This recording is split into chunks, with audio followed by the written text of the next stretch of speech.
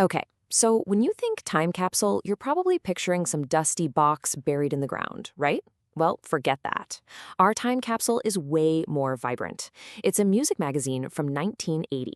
We're going to flip through these pages together and land right in the middle of a pivotal moment, a time when it felt like the very definition of music was changing, like all at once.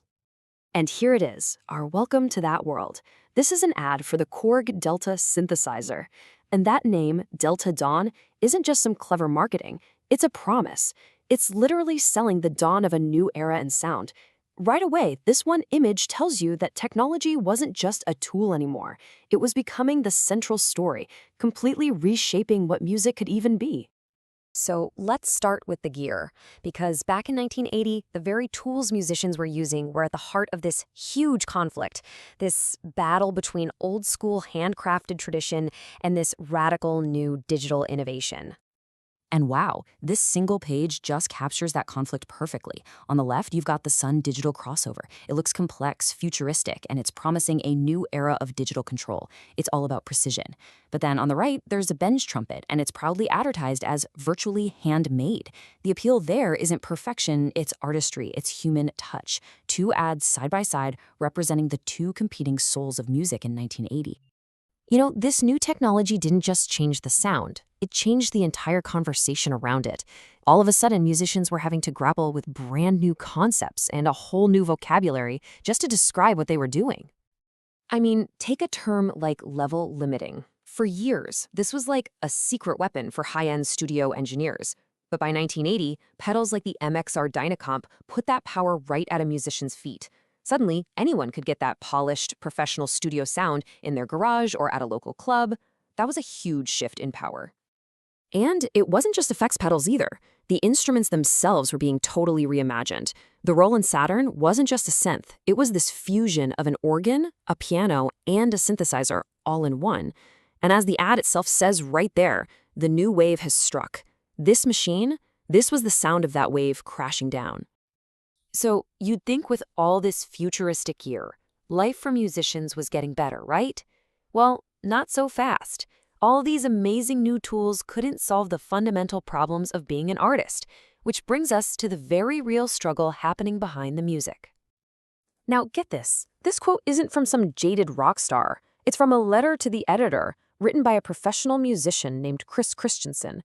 And you can just feel the raw frustration in his words. He talks about watching his friends dismiss new wave music, only to completely adopt the look and the style once it started making money. It's this perfect, ground-level snapshot of that timeless complaint, the bitter tension between art and commerce. But okay, if just breaking in was that tough, what about when you did make it? What was life actually like for a touring artist? Well, the magazine gives us a surprisingly bleak peek behind that curtain. According to one writer, these weren't just random difficulties of touring. These were the official assumptions of the industry bureaucracy. It was just expected that tours would lose money. It was expected that the only reward was hedonism. And it was expected that the whole experience was, by design, hell. It just paints this picture of a deeply, fundamentally cynical industry. And that cynicism wasn't just pointed at the artists. The entire business was showing cracks. The magazine reports on this major broadcasting conference where not a single person from the record industry was even invited. That old chummy relationship between radio stations and record labels, it was breaking down, creating this whole fractured system for how music even got to the public. But while all these debates about art, money, and radio were raging in the West, a completely different musical world was evolving on the other side of the planet. Yeah, the magazine really forces us to ask this question: was the Western experience of pop music the only one that mattered? And the answer, as it turns out, was a definite no. This comparison really says it all. In New York, music was this loud, public broadcast, the iconic boombox on the street corner. But in Tokyo, it was a totally private experience.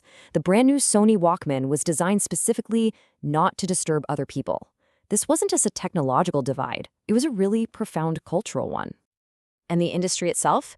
It was playing by a completely different set of rules. In Japan, the pop charts were dominated by local acts singing in Japanese. The popular style was often described as clean and pleasant. For a Western act like Kiss to break through, they needed a massive visual hook. And maybe most fascinating of all, Artists often weren't these free agents. They were treated like loyal lifetime employees of their record company. Wild, right? But don't mistake this for isolationism. It was all about forging a unique identity. Artists like Yellow Magic Orchestra weren't just trying to copy Western sounds. Their stated goal was to move beyond imitation and create something truly original from Japan that could be powerful anywhere in the world. It was nothing less than a declaration of cultural and musical independence. So there you have it, a snapshot of 1980, a world grappling with new technology, artists fighting against commercial pressure, and a global music scene finding its own unique voice. All of it colliding right here on the printed page. It really leaves us with one final thought. As we look at our own world of streaming algorithms, viral trends, and global pop, are we living in a different era or just a louder echo of 1980?